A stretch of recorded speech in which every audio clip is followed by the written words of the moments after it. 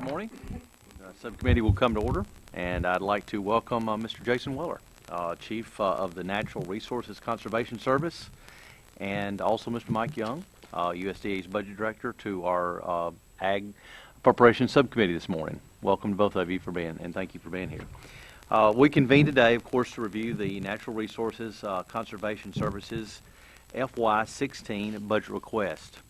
NRCS requests a total of $1.03 billion in discretionary funds, and it's for salaries, expenses, programs, and activities. In addition, about $3.2 billion will be available through the Farm Bill's mandatory conservation programs to farmers, ranchers, private forest landowners to help them preserve, protect, and enhance their land. For several years, the NRCS has been working to bring its financial and accounting systems into line with today's transparency and accountability standards. This work is enormously important to ensure the integrity of NRCS's operation and also their programs. The cooperation work between the NRCS and the farm, ranch, and forest land families to conserve and to maintain the productive lands is often unrecognized. The science-based, locally led, and voluntary approach to conservation on these lands is an incredible legacy that arose out of the Dust Bowl years. This legacy is worth defending, but we must have an appropriate so-called back office systems and controls in place to ensure that it can be passed on to future generations. NRCS is about to embark on a significant restructuring that will strengthen the integrity of its programs and its systems to ensure the legacy of the science-based and locally implemented and voluntary conservation continues. The plan appears to be thoughtful and to be thoroughly vetted. Chief Weller, I'd like to congratulate you and also your staff on the time and the effort that you put in, also the, I'm sure, blood, sweat, and tears that were invested in putting this plan together over the past several months, and I look forward to hearing more about it as we go through the hearing today. So at that, I would like to recognize the ranking member, Mr. Farr, if he has any comments he would like to make at this time. Thank you very much, Mr. Chairman. I have no prepared comments. I just have some observations. I have the privilege of flying across this country every week and back to California. And it hit me looking out the window of the plane often that how much of this land is in open space in America. And almost all that land is in private ownership. And it really strikes you that what a delicate balance there is, because you have people who own that land and much of it's in productivity with agriculture and or grazing. There's no way in the world that you could make all that land public or lock it all up, but it is really important that best management practices and smart use of land. And I think that's where your agency really comes in as a technical assistance, kind of an advisor, almost as people have financial advisors. You know, you do land conservation. I'm not even sure the word conservation ought to be in best management practices of what we've learned and applying that and giving them assistance to that. And I'd be very interested to know how we can leverage that more with private, public. So you work with a lot of different agencies. There's a lot of, you know, we're all siloed back here in Washington. But I think we're at a time that the chairman pointed out that, you know, with limited resources, we're going to have to get better collaboration, get a better bang for our buck. And I'm wondering if you can, in your remarks, talk about how we could leverage state and nonprofit organizations so that they were all kind of going in the same direction and putting our money, matching money and things like that, carrot stick type thing. I think that's what you're trying to do with reorganization. I'm looking forward to hearing about it. Thank you very much. Chief Weller, the floor is yours. All right. Well, thank you very much. Good morning, Chairman Adderholt, Ranking Member Farr, members of the committee. I'm very honored to serve as Chief of the Natural Resources Conservation Service and work for the 10,500 men and women that work in this agency across the United States. And hopefully I'm able to well represent what they deserve in terms of good representation today before the committee. I'm particularly proud of where I work because it's an example of, in my view, government at its best, in that we actually empower people, we empower families, we empower businesses, we empower communities to take charge of their operations, their businesses, to make investments on their lands and their operations to be economically successful, but also better manage those resources for the long term, ultimately to grow the feed and fiber and food we need as a nation, but also to maintain the quality of life that we deserve and expect in this country. Mr. Farr, with respect to your observation about the United States, you're absolutely right. If you look continentally, 70% of the land in the lower 48 is in private ownership. And particularly in the southeast and the east coast, it's upwards of 80 or 90% of the land is in private ownership. So if you talk about the long-term environmental quality, our economic vibrancy, our ability to feed ourselves, but also still have water and wildlife and other amenities we demand, it's ultimately the decisions those millions of private landowners make. And in my view, another way I think about NRCS is we're one of the world's largest management consulting firms. We're actually out there every day working one-on-one voluntarily at the invitation of those landowners to help them make wise business decisions, which ultimately help their bottom lines, but also help them better manage their soils and the water and the habitat more effectively. So I have sort of 4 core priorities for this agency I just want to briefly touch upon that hopefully you will see reflected in this budget. Number 1 is that I want NRCS to be known as and to continue delivering excellent and innovative service across the United States. I think that's emblematic on how this agency took what Congress provided us last year in the new Farm Bill, and we were ready. In a matter of weeks, we caught it, we pivoted, and delivered on the promise of that Farm Bill. So we got all the programs out last year. That resulted into tens of thousands of contracts, billions of dollars of financial and technical assistance, and we got all our rules out on time. And so it's sort of no muss, no fuss, no drama. We got that Farm Bill implemented. Second priority is that we need to be able to modernize and strengthen NRCS's conservation delivery system. Chairman Aderholt, to your point, one of the examples of that is our administrative transformation, where we're looking at how to transform NRCS as the business of conservation so we can become a leading edge example of how government can manage itself more effectively, more efficiently, and ultimately provide better customer service. But another example is the Conservation Delivery Streamlining Initiative. Hopefully I can also expand upon that. This committee has entrusted us resources the last several years to invest in this modernized IT infrastructure, and we've delivered on that, the first major component, first of its kind, cutting-edge technology, which is then empowering landowners to manage their business and interact with us without having to come into a field office. Third priority is to enhance and expand NRCS's technical and scientific capabilities. Again, that's exampled from our soil health campaign, where we're helping farmers and ranchers not just manage the physical and chemical properties of the soils, but also the biological properties of the soils, treating the soil as a living ecosystem so the livestock below the surface of oil can support the livestock and the food production above the surface. But also then, part of a budget request is an increase of support for the Conservation Effects Assessment Project, SEEP, as it's known by its acronym. World-class, cutting-edge, only one of its kind, in my view, in the world, that's looking on a continental basis, what is the return on investment? When we invest in conservation, what does that mean for the landowner and ultimately for the resources in that area? And the fourth priority is to expand the scope, the reach, and customers and partners of NRCS. Again, I'd like to hopefully today expand upon this. Examples of this is the Strike Force Initiative, where we're investing serious money in the poorest communities in this country, working with landowners for a variety of reasons have been left behind. We're making a difference. We're offering economic opportunity and hope to these families, but in return also help them better manage the resources. And also the Regional Conservation Partnership Program. Again, to your point, Mr. Farr, about how to leverage from the private sector, from foundations, state and local governments, other federal agencies, philanthropic investors. We have an example of how we're trying to do this a little bit differently outside the box, and I'd like to talk a little bit more later on today about that new approach. Really appreciate this committee's support for this agency, for conservation in general, but for our agency specifically, and I really look forward to today's conversation. Thank you, sir. Thank you. Let me just begin back in mentioning back in 2013, the committee approved the NRCS's reorganization plan to separate the management of its business operations from the management of its policy and programs. This was an early step toward the changes mentioned in your testimony regarding the streamlining and improvement to NRCS's administrative functions. What is the status of the plan to transform the administrative services? So just to real quickly, for other members for their awareness, what NRCS we've invested in the last couple of years, taking a really hard look at how we do the business of NRCS. So principally looking at our human resources, our financial management, and our contracting and property management. Big picture, the vestige of how we manage that business is we're very decentralized. So think about us being a franchise. We have 53 independent franchises, each with their own HR operation, their own budgeting operation, their own contracting operation. That worked well historically, but now that we have to be more efficient and more cost effective with the money, the irony is corporately, we're probably spending too much in terms of the management, but if you look at each state where you have that independent state office, probably too thin. We don't have enough support in each state.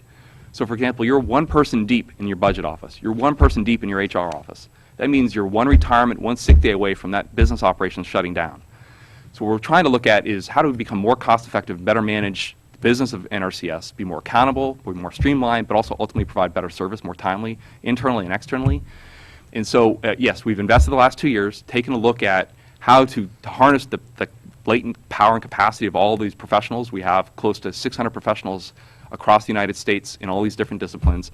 How do we use their expertise, but really then, instead of having them wear multiple hats, expect them to be jacks of all trades, instead allow them to be the experts they are and focus on what they're trained in, they have their educational attainment in, they have their tools and capabilities to be focused on. So you allow accountants to be accountants, you allow contracting officers to be contracting officers, and HR specialists to be HR experts. And so we're creating national teams that will be providing service from the field office to my office and everywhere in between. And we're looking forward. We have already stood up several of these national teams for managing our fleets, managing our reimbursable payments, managing our budget processes, managing our hiring and staffing, and it's showing it works. You can get higher quality service delivered faster and cheaper. And so we're looking forward to, we briefed the committee staff earlier last week, finalizing the final approvals within the department, and we look forward to then coming before the committee officially and seeking your review and concurrence with this approach. The goal is to have this completely stood up this calendar year, and we are really excited about what this will ultimately mean for the long-term resiliency and cost effectiveness of our agency. What about, what does it mean for, talk a little bit more, you mentioned the employees, what does it mean for the current employees? So I have core commitments to those employees. Number one, everyone gets to keep their job. This is not a large RIF. They will all remain NRCS employees. Importantly, two, they all get to keep their grade and pay. Three, they can stay where they are. We're not creating a Taj Mahal of administration somewhere where everyone has to move to. They can stay in their current location because we have the technology and tools to manage this virtually. And so we really then looking to then get these folks realigned into teams where you have experts delivering what they're trained to do. They're being supervised, importantly, by experts then who know this discipline. Because HR policy is incredibly complex. Contracting policy, grants and agreements policy, very complex. You want to have experts doing this day in and day out. You get economies of scale. But then you want to have the good training, the supervision, the collaboration that occurs in these teams that then ultimately we'll expect. So I think this is ultimately for our employees going to be a better morale booster. The employees who have been on these interim teams serving in detail assignments, the feedback we get is that they're really excited. They actually see this is a big improvement in their quality of life. It's less stress. But then also, we all save some time and money as well at the end of the day. As you're aware, the Inspector General has issued numerous reports on your financial management system. And as you know, this subcommittee has been concerned about the audits for several years. NRCS has made great progress, but there continues to be a great number of deficiencies. I understand that the planned administrative transformation also addresses these deficiencies and concerns. What is the relationship between audits and your work to transform the NRCS's administrative functions? So there's no one more concerned about the financial audit and our financial management capabilities than me. In part, Mr. Chairman, this is very personal for me because in a past life, I actually was the OMB budget examiner for this agency. And my parting gift when I was at OMB to NRCS was to require them to go into a standalone audit. Some parts, so fast forward to today, I'm now bearing the joy of that experience, what I inflicted upon myself. So kind of back to the future. This agency's come a long ways. If you go back to where we were 3 years ago, we had 7 material weaknesses, completely unacceptable. In just the last 3 years, we're down now to 3 material weaknesses. Just 3 weaknesses, and now we're on the cusp of getting this done. We know what we need to do, and this admin transformation is going to get us over the line. So instead of having 53 different business centers writing into our general ledger, we will have 1 team writing into our general ledger. Well, instead of having 53 different reimbursable payment teams issuing payments, we'll now have 1 team issuing payments to this agency using standard operating procedures, standard policies, same technology, the same training. So this is absolutely the way we will nail it and stick our audit. Okay, just in closing, when do you expect to achieve a clean audit? So our goal this year, it's very complex, and I don't want to equivocate here. Our goal is this fiscal year to end with clean balances. This is the goal, so that our auditors can tie to our balances, which then sets us up for clean balances for 16. And then you need to maintain your internal controls for a whole fiscal year. So the goal is by end of 16, they'll be able to get an opinion on our books. That's what we're aiming for. By the end of the year. Yes. Mr. Farr. Well, thank you much, Mr. Chairman. I'm so impressed with, I guess we call you Chief Weller, huh? Sounds like law enforcement. But I'm really impressed with your ability to get in and do that reorganization, because there's so much of that it's essential in government these days, at all levels, not just the federal government. California's into a term now called realignment, where we're kind of reorganizing. Is that because you were a member of this staff and you got really good training? You know what kind of perhaps, Mr. Chairman, we ought to require that all the agencies have to hire former appropriation staff members. But I'd like to pursue just that, what you're trying to do to leverage your resources. I mean, I represent a really beautifully environmental area, and we had dozens of nonprofits, from Save the Redwoods, Big Sur Land Trust, Santa Cruz Land Trust, 3 or 4 farm land trusts. I'll bet if we added it up, probably got 25 land trusts working in my area. All of them have a different client, different agenda, different staffing, but they all, one thing in common, they all want to come and have the land that they buy transferred to the federal government. But they are doing a lot of work with getting agricultural easements on lands by big landowners, and there's a lot of interest in that, just because they want to preserve their land and agriculture forever and ever, and they don't want their children to have to sell it off or dump it to some big developer. So it's, there's a lot of private sector interest in this. It's just, I'm interested in how we can better leverage, because as you know, they're all in their own silos. And you got the Forest Service. I've got a lot of big Forest Service in my area. Your Forest Service is in your department. Are you working with them also, so that there's kind of a one-stop? You talk about being that strike team. Is that? Could you explain more about that? Yeah, absolutely. So there are 2 direct examples I'll give you, sir. And one I mentioned in my opening remarks is the Regional Conservation Partnership Program, which is a new authority in the 2014 Farm Bill. The basic idea here is you actually invite local partners to devise their own projects. You ask them, what do they want to do? So what we're finding is that more often than not, you go into places like the Salinas Valley or the Pajaro Valley in your district, for example, and there's a lot of people doing a lot of really good things. But more often than not, we're not coordinated. We're putting a lot of money in the ground, but in a way, we're like ships passing the night. So what we did with the Regional Conservation Partnership Program is sort of like pulling a sock inside out. Instead of the federal government saying, this is what we're going to do in your community, instead we ask, community, what do you want to do? And then we're here to support you.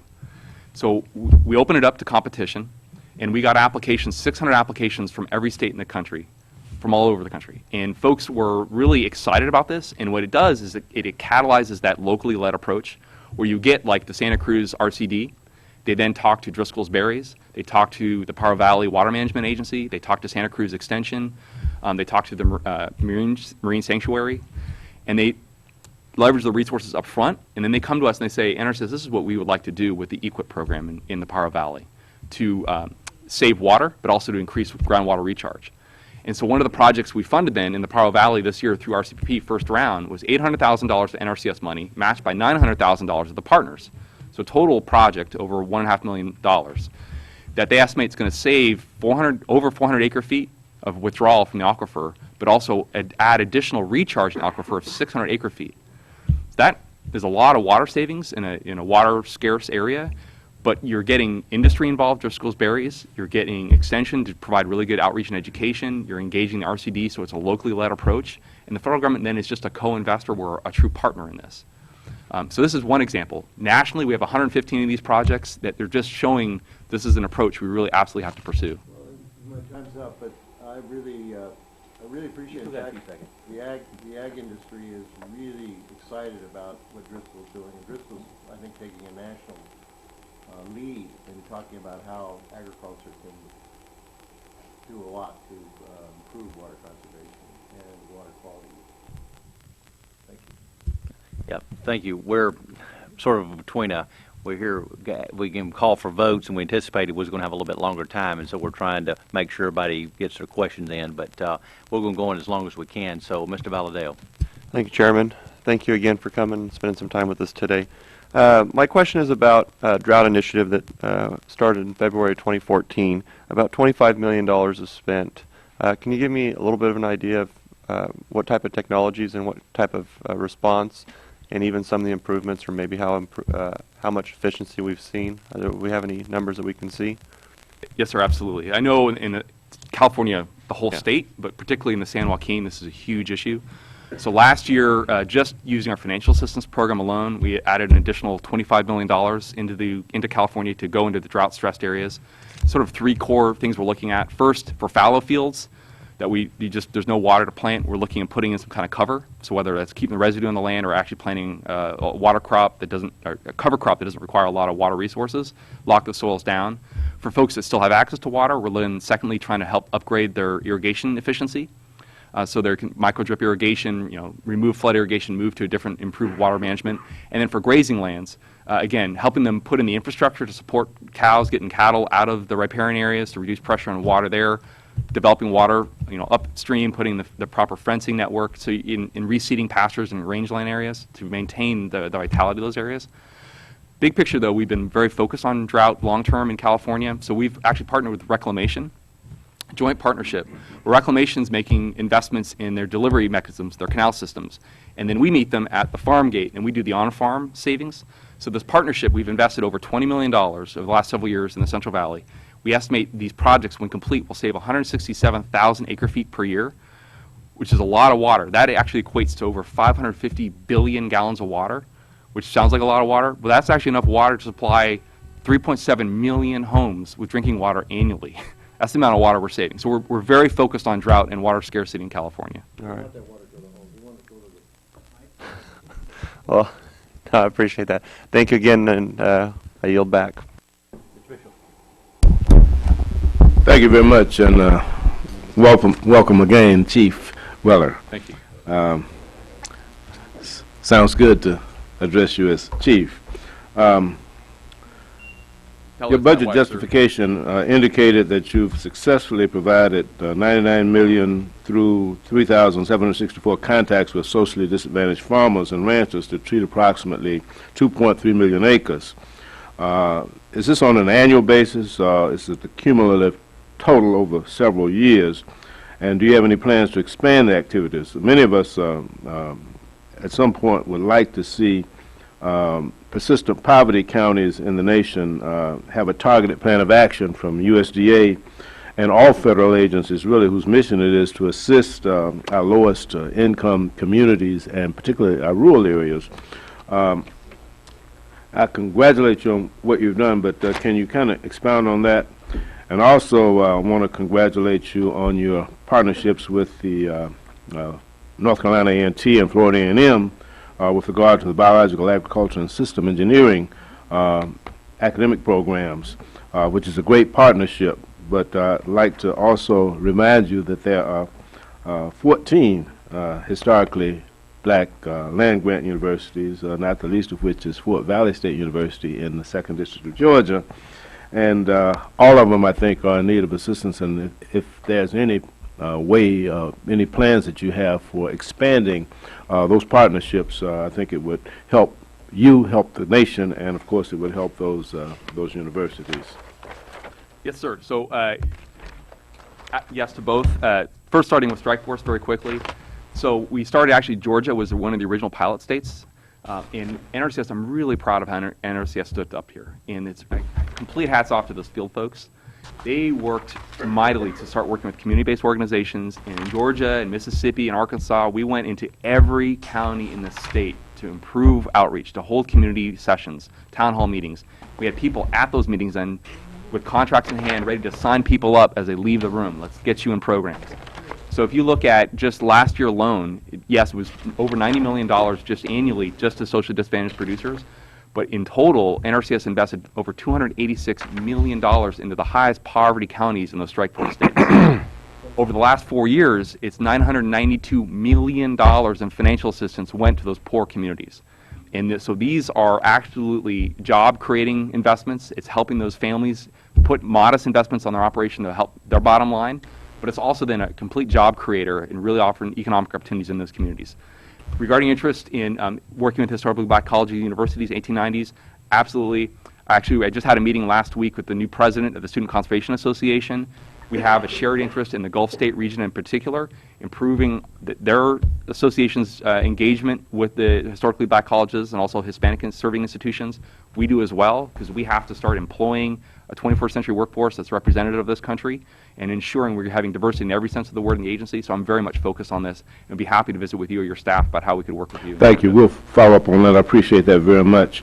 Under the National Resource Inventory Program, you acquire, analyze, interpret, deliver data through the NRI program and Conservation Effects Assessment Project. Can you tell us if you have any plans to utilize drones to assist in the collection of information? Because you do a lot of photography, put a lot of contracts out to take pictures, and there's a tremendous amount of interest in the use of drones in agriculture, particularly in assisting the optimal design of and layout of field, soil, and water assessments and other related issues. Have you looked at this issue? Are there any current interagency discussions with FAA or the other agencies concerning the growth and the use of drones? Obviously, there are some security issues involved, but there's also a great deal of interest for commercializing that practice and using it in agriculture. Absolutely. It's a new technology, but we also have to be careful because folks do have privacy concerns. FAA also had safety concerns. So in part, NRCS, we were sort of said, full stop, let's wait for FAA to actually come out with a rule. Now that the rule has been issued, we're trying to figure out how then NRCS can work within that to do remote sensing, but in a way that protects privacy, assures landowners we're not there as a regulatory component, because I know folks have some concerns when the federal government starts flying drones over their property. So we just need to make sure NRCS is doing this technology in a way that's appropriate, that's sensitive to landowners' concerns, but also then helps us do a better job of managing the resources. Thank you. Thank you. Thank you very much. I yield back. Mr. Roney. Thank you, Mr. Chairman. I have a very brief question. A lot of my larger landowners, farmers, ranchers in Central Florida, which I represent, a lot of citrus, beef cattle, but a lot of them are getting interested in this conservation easement program. That you've consolidated a lot of the easement programs into one new overreaching program. I just wanted you to sort of give us an update about how that's going and how you've been working with the enrollees or potential enrollees that want to participate. So yes, sir. The 2014 Farm Bill consolidated all the easement programs we had into one new program called the Ag Conservation Easement Program. ACEP is the acronym. Two components to this. There's the ag land easement component, which is like a working lands, grazing lands, row crop protection, which is we basically provide financial assistance to a state agency or to a land trust, and they go acquire the easement. And then there's a wetland component, where NRCS actually acquires the easement and does the wetland restoration, but still privately owned land. It was well oversubscribed last year, so we invested $328 million. We got 144,000 acres of easements across the United States. And so we're trying to do everything we can. We actually just, I think today, issued the interim final rule for the new program. So we've been working very hard with land trusts and state agencies across the U.S. to understand how the program is working, how it's not, how we can fix it and make it better, an easier experience for a state agency or land trust to work with us. But then also how to streamline this so for a landowner, they have a better experience. They get their easements closed quicker. They understand kind of the rules of the road, so it's much more transparent. They know kind of what their responsibilities are, what they're getting involved in, but also hopefully what they see the benefits are of easements. In NRCS, the last several years, we put a lot of very significant easement resources voluntarily into Central Florida, working particularly with the grazing community, the ranching community in Florida. Very strong interest in that community. And we're very proud of that partnership with them, because what's great with this program, you can also then have, you can still have working lands. So as long as you have an agreement on stocking rates and the management, you can still run cattle on those wetlands. And so you still have working ranch lands, but then you're also providing water quality, flood protection, wildlife habitat on those same working lands. So we're really excited about our partnership with producers in Florida. Thank you. Thank you, Mr. Chairman. Chief, how are you today? Very well, thank you. Nice to see you again, Mr. Young. I just want to reflect back on one of my colleagues' comments regarding drones. I appreciate your comments on privacy and respect for landowners, and also please be cognizant of what is being done in state legislatures with state law regarding this, because there are some things going on in the states that you'll have to reflect on as well. So thank you for your comments, though, regarding privacy and the need for that and the attention to that. In Iowa, we're working hard on a pragmatic approach to reduce the amount of nutrients discharged from point sources and non-point sources, wastewater treatment plants, and as well our farm fields. We've got state, federal, and farmer dollars that have been invested in this. It's a voluntary approach, and you have flexibility in to target those programs, I understand, to the needs of region, county, and state. How much is the NRCS contributing to this effort, and it plans on contributing more or less? If anything more, but it's at the invitation of those landowners in Iowa, but also crucially we're to Congressman Farr's, again, his request or hope that we're coordinating with government, with state agencies, and also with nonprofits and other private organizations in Iowa. And again, coming back to the Regional Conservation and Partnership Program, there was two examples of this, great projects in Iowa. One, we partnered up with the state of Iowa, the Department of Agriculture, invested $3.5 million to then complement the state's resources to help implement their nutrient reduction strategy, which is part of this pragmatic approach you're talking about in Iowa. We also invested $2.5 million with the city of Cedar Rapids, again, to do source water protection for that city, but working collaboratively with landowners up the river to do land treatment, good investments in their operations to help their bottom line, but also then to help protect drinking water quality coming into the city of Cedar Rapids. These are two examples of that pragmatic approach we're trying to take in Iowa, working voluntarily with landowners, help their bottom line be more efficient with their nutrients, and better manage their soils, be more productive, but then also protect water quality for all of Iowans. So we're very much proud of our partnership with the state of Iowa, but also with other commodity associations like the soybean, corn associations in Iowa, as well as nonprofit organizations like Nature Conservancy and other groups in Iowa. We're all collectively partnering on this. Well, I appreciate that collective approach to what we're trying to do on a voluntary level, and I believe that we will get it right. It's a matter of time. Some people want it sooner rather than later, but to get it right, it take a little more time, but we'll see. Last year, the NRCS proposed updating the way it conducts wetlands determination in the prairie pothole states, Minnesota, Iowa, North Dakota, South Dakota. Mm-hmm. How will the wetland determination proposal affect producers? And when there is a review, will there be an ability for folks to have a second request for a review and a second opinion if they disagree with the determination you make? Yes. So first, starting with what a producer hopefully will experience with this, what we're proposing is bringing a modern, up-to-date, scientifically driven approach to doing what we're calling off-site determinations.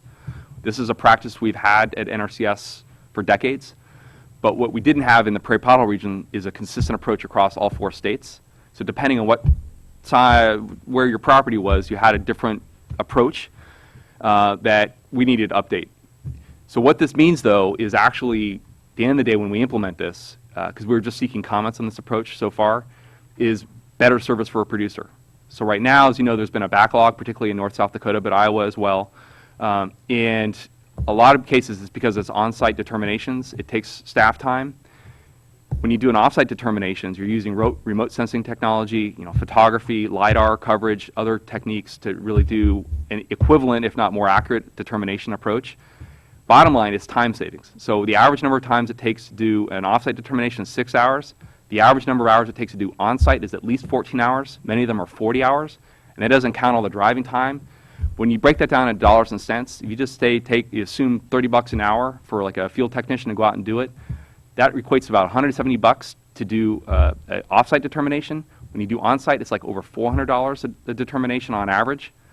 But when you multiply that out over like South Dakota, where they have 2,500 determinations in a backlog, that's the difference between $300,000 over $1 million. And when it comes down to that kind of expenditure, when you add that up across 4 states, you're talking real money. And that's money I'd rather employ back in the field to provide, technical assistance to producers as opposed to investing in a way that we could be more efficient.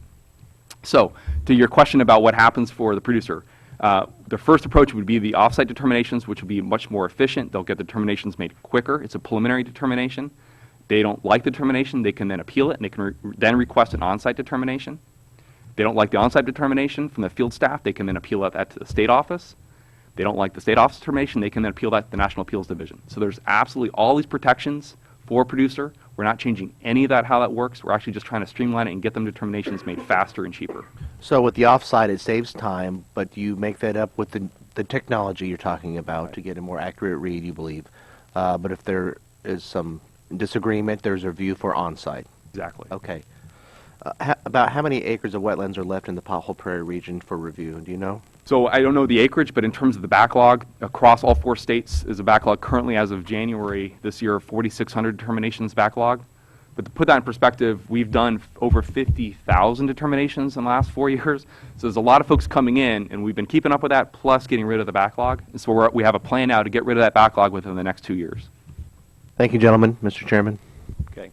We have been summoned for a vote, and I'm not sure, I know we have at least 2 votes, and I'm not sure they may be whipping votes, so I'm not sure how long we'll be over there. So what I'd like to do is just open it up. Does any member have another question they would like to ask Chief Weller before we adjourn? Yeah, okay, good. Well, thank you for being here, and we appreciate your assistance and work that you do. And we look forward to following up with you. We may have some questions that we will submit for the record, as usual. But anyway, we appreciate your presence here. Thanks very much. Thank you, sir. All the other speakers to know as much about our district.